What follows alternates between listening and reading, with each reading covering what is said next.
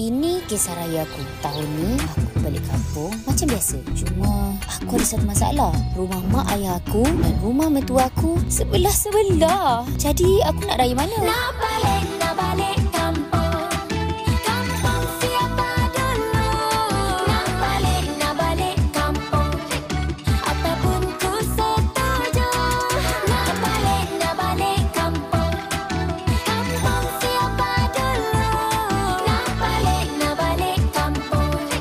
Janji aku bersamamu. Raya, raya, tak kisah kampung siapa dulu. Raya, raya, janji aku bersamamu. Raya, raya, tak kisah kampung siapa dulu. Raya, raya, janji aku bersamamu. Raya ketiga.